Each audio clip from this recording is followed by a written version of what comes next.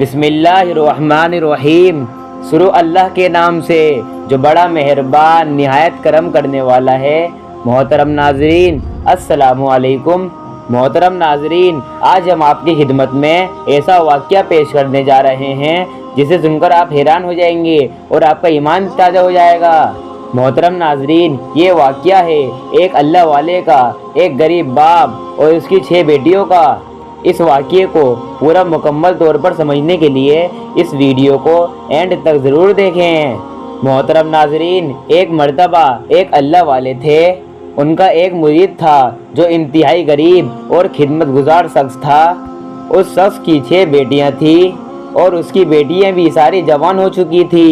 وہ شخص بہت ہی غریب تھا اور ہر وقت اپنی بیٹیوں کی شادی کے لیے غمگین رہتا تھا، اور وہ روزانہ کام سے واپس آ کر پیر صاحب کی خدمت میں حاضر ہوتا۔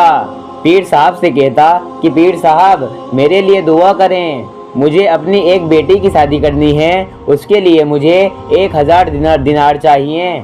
وہ شخص صبح شام گرمیوں میں مزدوری کرتا۔ وہ اپنی کھال اتارتا بھی اتنے پیسے نہیں لا سکتا تھا جن سے ان کی بیٹیوں کی شادی ہو سکے۔ وہ شخص بہت زیادہ غمگین تھا۔ ایک دن وہ شخص پیر صاحب کی خدمت میں حاضر ہوا اور پیر صاحب سے کہنے لگا کہ میری ایک بیٹی کا رشتہ ہوا ہے اور جلد ہی اس کی شادی کرنی ہے، لیکن میرے پاس پیسے نہیں ہیں۔ ان پیر صاحب کی خانقاہ کے قریب ایک یہودی کا گھر تھا۔ وہ یہودی بہت ہی زیادہ امیر شخص تھا اور زمیندار بھی تھا، اور اس شخص نے بہت سی بھینسیں بھی پال رکھی تھی۔ ایک دن وہ یہودی اس غریب شخص سے کہنے لگا کہ تمہاری 6 بیٹیاں ہیں، تم ان کی شادی کیسے کرو گے؟ ان کے لیے پیسے کہاں سے لاؤ گے؟ کیوں نہ تم اپنے پیر صاحب سے کہو کہ وہ تمہاری مالی مدد کریں اور تمہیں کچھ پیسے دے دیں جن سے تم اپنی بیٹیوں کی شادی کر سکو۔ ویسے بھی تم اپنے پیر صاحب کی اچھائی بیان کرتے رہتے ہو، وہ تمہاری مدد کیوں نہیں کریں گے؟ وہ شخص اس یہودی شخص سے غصہ ہو گیا اور کہا کہ میرے پیر صاحب کے پاس پیسے نہیں ہیں۔ وہ یہودی کہنے لگا کہ تمہارے پیر صاحب تو بس باتیں ہی کرتے ہیں۔ چلو میں تمہیں ایک بات بتاتا ہوں، تم جا کر اپنے پیر صاحب سے کہو کہ فلاں یہودی کے یہاں 6 سال تک اس کی بھینسوں کی حفاظت کرنی ہے، اور اس کے بدلے میں تمہیں 6000 دینار دیتا ہوں، جس سے تم آسانی سے اپنی بیٹیوں کی شادی کر سکو گے۔ اس نے جب یہ بات سنی تو اسے غصہ آیا اور اس نے کہا کہ تم جیسے ہزاروں میرے پیر صاحب کے مرید ہیں اور ان کے یہاں کام کرتے ہیں۔ وہ یہودی کہنے لگا کہ ان باتوں سے کچھ نہیں ہوتا، وہ اپنے مرید کے لیے کچھ نہیں کر سکتے۔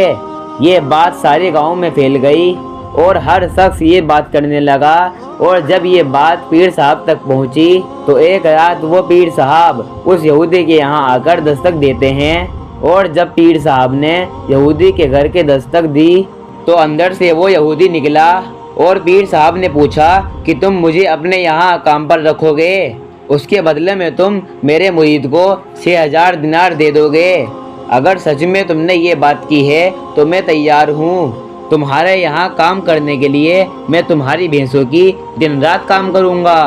میری ایک شرط ہے، جب اذان ہوگی تو میں نماز پڑھنے جاؤں گا، تم نماز کے حوالے سے کوئی پابندی نہیں لگاؤ گے، میں واپس آ کر تمہاری بھینسوں کی دیکھ بھال کرا کروں گا۔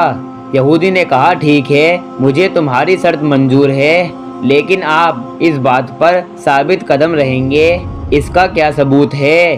پیر صاحب نے کہا ٹھیک ہے، میں وعدہ کرتا ہوں میں اپنی بات پر ثابت قدم رہوں گا۔ وہ یہودی کہنے لگا کہ یہ ٹھیک نہیں ہے، میں زبانی کلامی باتوں پر یقین نہیں کرتا۔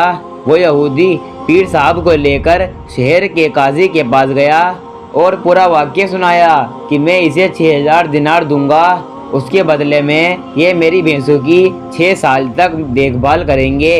انہوں نے وہاں پر اپنا مسئلہ حل کر لیا اور معاہدہ کر لیا، اور 6000 دینار لے کر اپنے مرید کو دے دیے۔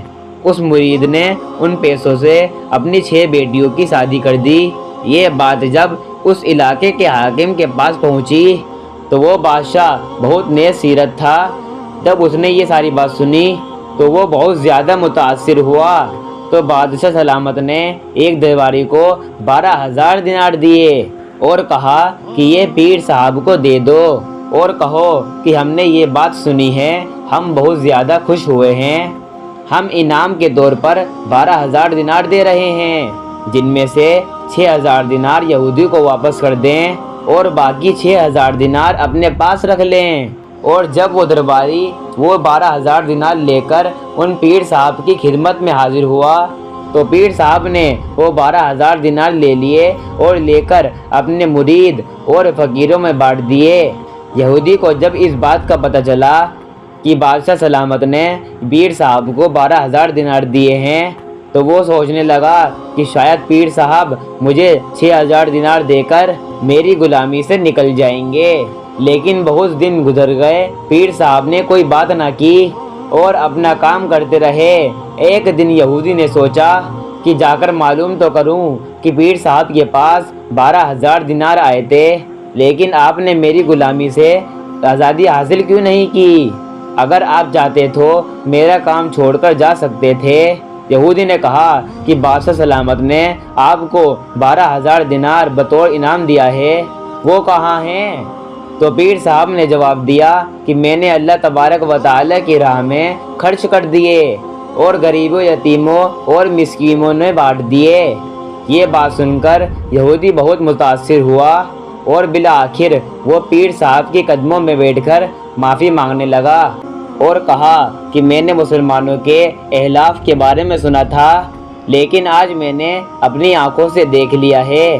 پیر صاحب نے کہا کہ ہاں، بیٹیاں سانجی ہوتی ہیں اور میں نے یہ پیسے ان غریب بچیوں کے نام کے لیے جن سے ان کی شادی ہو گئی۔ تمہیں کیا معلوم، میرا دل اتنا مطمئن ہے، مجھے تمہاری غلامی سے آزادی نہیں چاہیے۔ کیا پتا میں اپنی زندگی میں ایسی کتنی بیٹیوں کی شادی کروا دوں، اور مجھے اس کام میں بہت سکون ملتا ہے۔ اور یہودی نے جب یہ سنا تو کلمہ پڑھ لیا اور مسلمان ہو گیا۔ اس نے اپنی دولت کا آدھا حصہ پیر صاحب کو دے دیا اور کہا کہ پیر صاحب اللہ کے حضور میرے لیے دعا کریں اور اسے غریبوں میں تقسیم کر دیں۔